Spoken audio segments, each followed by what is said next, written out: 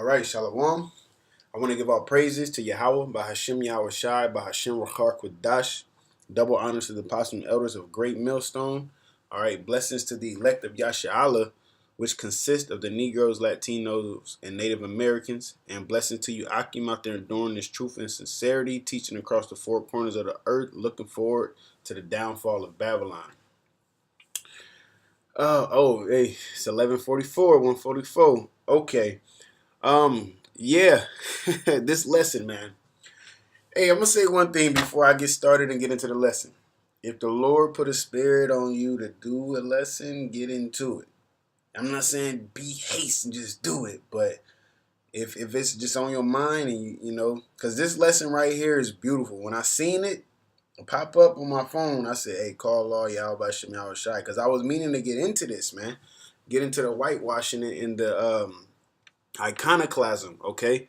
Basically, Esau whitewashing history, all right? I'm not taking anything from the brother right here at all, GMS News and Mock. I actually called it, brother. I said, man, you stole my lesson.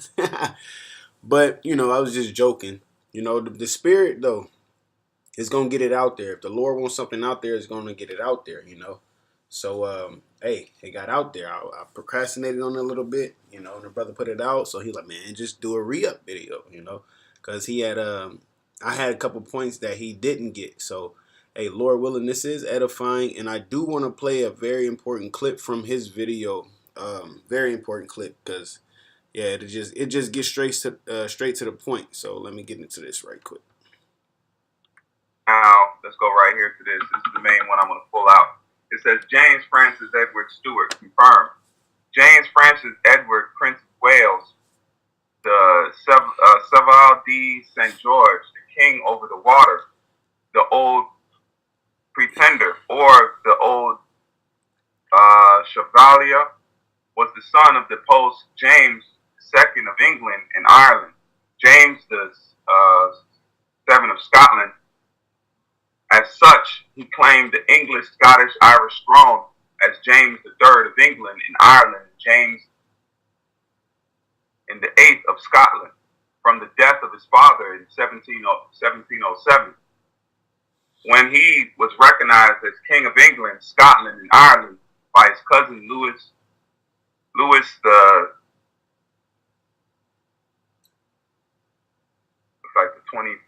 15th of France, following the death in 1766, he was succeeded by his son Charles Edward Stuart in the Jacobite succession.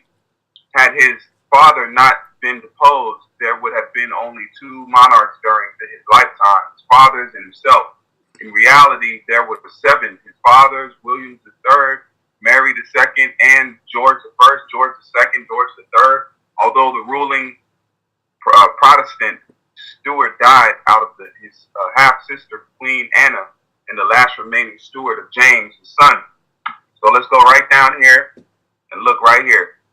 You can clearly see that this is a J. You can clearly see he has Negro features, Negro look, okay, a little light-skinned, okay?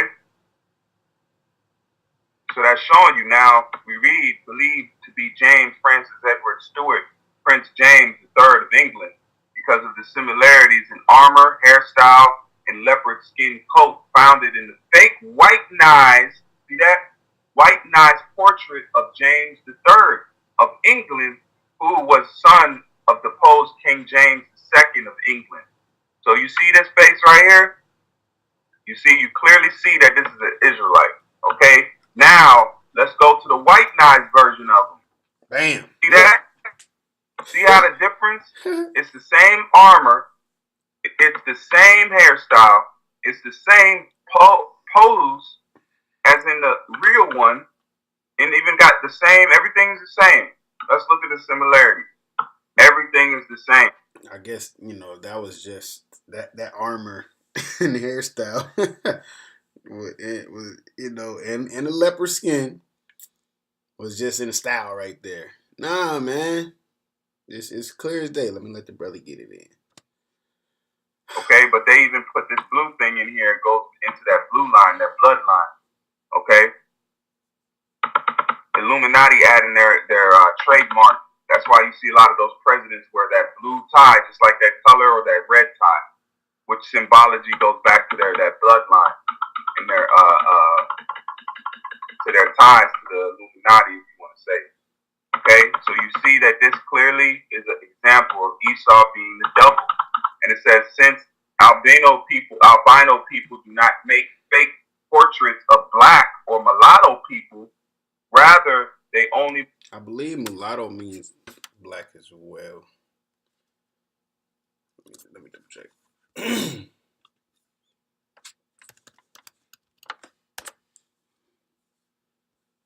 A person of mixed white and black ancestry, especially a person with one white and one black parent. All right, pretty much a young mulatto. Okay, so definitely is, I would say it would consist more on looking like closer to the dark skin. All right. Where we at? Yeah. Slovakia. Fakes of albino people, so as to fit their bogus history. Thus, we can safely assume that this whitenized portrait of Prince James II of England is the fake. So this is why we call you the devil. And this is history, man. Now it's the same thing you see today. We are claiming to be the Israelites, the true descendants of Abraham, Isaac, and Jacob. And then you have these people that's being imposters and claiming to be us, man. And that is what it is. I wish I have it. I have the printed out paper with me, but I don't know exactly where I found it at. But if you look up Israeli, I might can just look it up. Let's see. You look up Israeli versus Israelite. Okay, there's even a different definition that they give you.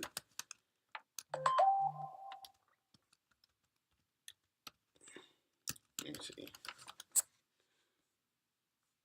Relating to modern country of Israel, a native or inhabitant of Israel, or a person of Israeli descent. So let's look up Israelite definition. A member of the ancient Hebrew nation, especially in the period from the Exodus to the Babylonian captivity, relating to the Israelites. It tells you right there that they're two different types of people. The Israelis are the modern ones that's in there now, today.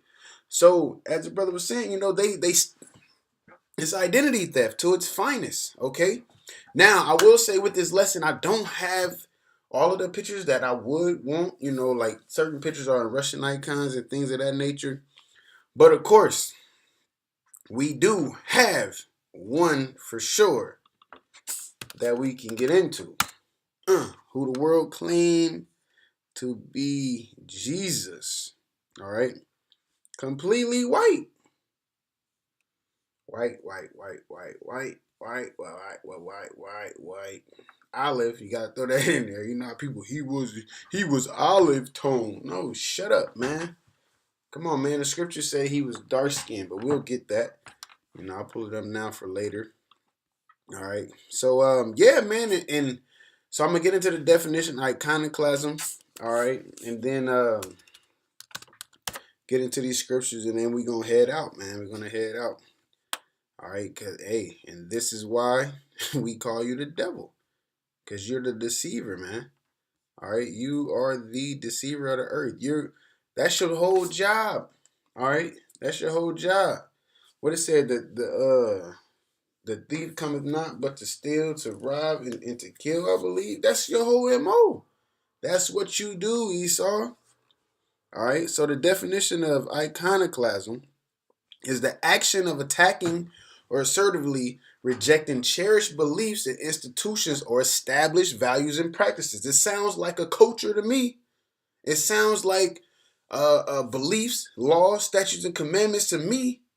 All right, that's what it is. That's what they're attacking. Okay. And they're even doing it to this day by they basically whitewashing our law, statutes, and commandments. All right. Like the scriptures say, surely you're turning of things upside down. That's what they're doing.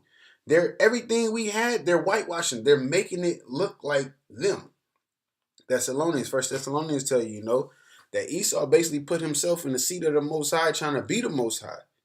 That's his whole goal, is to be as the Most High. Now, how can you be as the Most High or take his seat if you can't take him out? This great power of ours named Yahweh created a creature so great, so powerful, so fierce that only himself can destroy, by the name of Leviathan. And you know that he real because you put him in your movies as Goliath or the Kraken or whatever. He's in Aquaman. He's in I was about to say Remember the Titans. I believe it was Wrath of the Titans. I don't know if Wrath of the Titans is the second or the first one, but it's two parts to one of those. And he released the Kraken. You got Godzilla, that huge sea monster. It's Leviathan, man. All right. Second definition, very important. The rejection or destruction of religious images, all right, as heretical, the doctrine of iconoclast. Which this one, where Jeeves go? Oh, he gone. He left. How the fuck he get out of there? This is definitely one of those, man. This is a religious image. All right. But you whitewash it. You basically put yourself up there. Matter of fact, we'll start there. Here we go. Revelations 1:12. And I turned to see the voice that spake with me, and being turned, I saw 7 golden candlesticks. And in the midst of the 7 candlesticks, one like unto the Son of Man, clothed with a garment down to the foot, and girt about the paps with a golden girdle. His head and his hairs were white like wool, as white as snow, and his eyes were as the flame of a fire, and his feet like unto fine brass, as if they burned in a furnace, and his voice is the sound of many waters. He don't even look like he got a deep voice. He look like he talk, hey guys, I'm gonna come and save you. Just joking about it, but you know what I'm saying? But realistically, he has none of the features that the Bible spoke of, man. None of them. Okay? He don't got the white beard. He don't have the red eyes. He don't got the skin. And I say the skin, it didn't say his face or his arm. It said his feet. I don't know nobody, all right, who don't have the same color feet as they have on their face. Okay? Even if Esau, white ass, go out in the sun and bake his fucking feet, they're gonna cook. All right? They're gonna turn red. Probably scab up and some more stuff. But it's still gonna be closer to their color opposed to our color, so to speak. All right? It'll be looking like a orange, they turn orange. They don't turn dark skin, they turn orange. You know what I'm saying? All right. So, here we go. Job 9:24 says, the earth is given into the hand of the wicked. He covereth the faces of the judges thereof. If not, where and who is he, man? All right. Those judges of the earth are the Negroes, Latinos, and Native Americans. Okay. Why? Because that's where the Lord put us. He gave us laws, statutes, and commandments to govern the world or rule the world. He made the earth for our sake. It's just shit. We fell off, man, through rebellion. To be blunt about it, we fell off through rebellion, and now we're in punishment. And a lot of people fail to realize, they think we're on vacation. No, we're in punishment. This is completely punishment right now that we're going through. All right, those of us that understand where we're supposed to be positioned in the world. Hey, Esdras, he understood.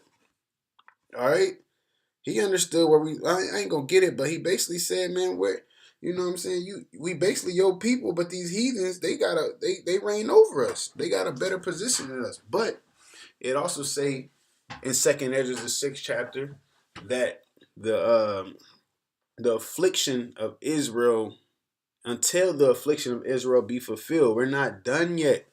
That's why all of these things are happening. But at the end of this, guess what? The movie's getting good. It's turning into our favor. Yahweh Shem Shai is exposing Esau, man. He's lifting up the skirt. All the little secrets that they used to be able to hide and this and that, he's lifting that up. You can't hide history. You can't hide the present things, and you damn for sure can't hide what's coming in the future because the scriptures already spoke of it. All right.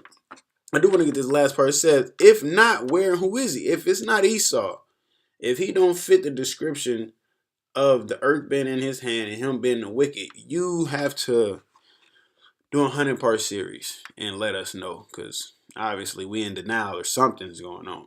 All right. This is Revelations 11:8. And this goes right hand in hand with that image. It said, "In their dead bodies shall lie in the street of the great city, America, which spiritually is called Sodom in Egypt." Why?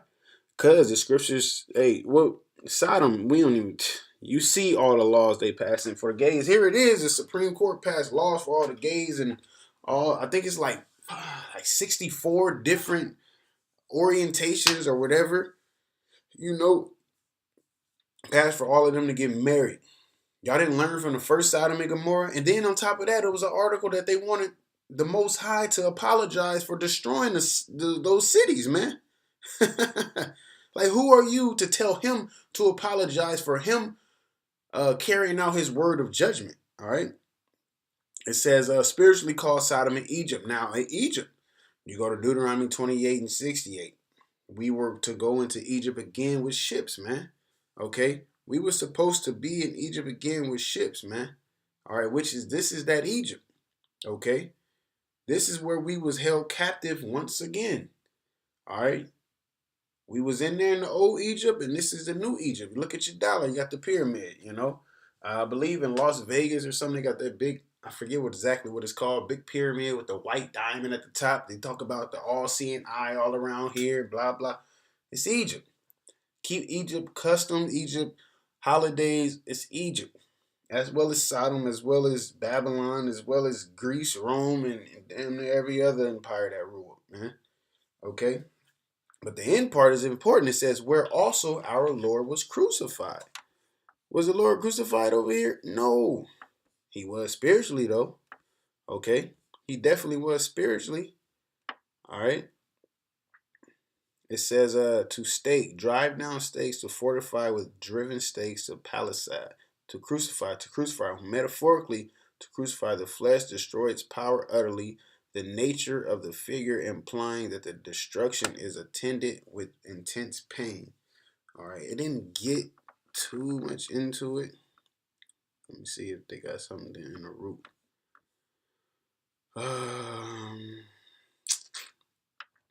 They don't have too much into it, but he spiritually was crucified, all right, taken out, so to speak, by way of making him, look like them, okay, by way of making them look like them. They know dang well how he looked, but through iconoclasm, that's how they got him out of there. That's how they. I mean, because if you look at it now, you got our people. You got our people that this is what I want to. I would do that. Look at Satan. You got our people that want to bleach their skin and look like the heathen. Okay. You Jamaicans is doing it. You see all Nicki Minaj, Lil Kim, Tyra Banks, Sammy Sosa, Queen Latifah, all of us, they get lighter and lighter by the month, Where we at? Maccabees. And this is where it comes from. Like, so basically they did that because if you tell this great story, right? And within that story, everybody's great. And within that story, everybody that's great is white, but everybody that's bad, poor, down on the low is of color. What does that create? White supremacy, man. Okay, then you got the financial status to back it up, because that's what everybody's chasing now. They're chasing money. I'm chasing a bag. It's all about a bag. Money. That's what they're chasing. You know, they feel like money brings power, it can bring happiness. But the scriptures say that love of money is a root of all evil, man. You get what you get and be content with that. All right. So it says first Maccabees, all right, 3:48. It says, and laid open the book of the law, wherein the heathen had sought to paint the likeness of their images, man. Let's start at the beginning. Adam, so-called white man. Eve, so-called white woman. Who was after that? You got Enoch. You got Noah. Okay, you got Abraham. You got Isaac. You got Jacob. You know, within there you got Moses. You got all the 12 tribes. You got Samson. You know, everybody in Job, King David, King Solomon, Isaiah, Jeremiah, Ezekiel, Daniel, who else? Hosea, Obadiah, all the prophets. Matthew, Mark, Luke, John, Yahushua, whom the world ignorantly called Jesus Christ, Paul, all of these great men, okay, whitewashed because they were great men. They had great status. But it doesn't add up for the Lord to say that we are his people, all right? But everybody that is great is white. No, it doesn't add up. But hey, that's why the Lord is bringing out through us, through his spirit, you know, call all y'all by Shemal Shai for that. And he's lifting up the skirt and he's unveiling the legs, man. All right. Esau only had a certain amount of time where he can have his fun. Now it's the Lord's time. He's striking back. He could have been did it. He didn't even have to do it. But the Lord likes to show. The Most High likes to show. Why not? Hell, you created everything that's in the world, you know. Why not have, man, it's beautiful, you know, to that you don't know if you're going to make it or not. And you got to fight for that chance. And you know the enemy is on the side and he got the power now, but you still got to fight for that chance and endure and show your worth, so to speak, and prove to Yahweh Shem Shai that you want to be here, that you want salvation, man. And that you're thankful and grateful that he allowed you to have knowledge, wisdom, and understanding of the scriptures, man. All right. Hey, so with that, guess what, Esau? This is why we call you the devil, okay? Iconoclasm, okay, as well as whitewashing, all right? All the facts is coming out, and it's coming out through the spirit and power of Yahweh Shem Shai. So with that, call Halal Yahweh Shem Shai, by Shem Rakar Kodash, double honors to the apostles and elders of Great Millstone. Blessing to the elect of Yasha, and salutations and blessings to you, Akim, out there teaching this truth across the four corners of the earth and looking forward to the downfall of Babylon. Hey, shalom.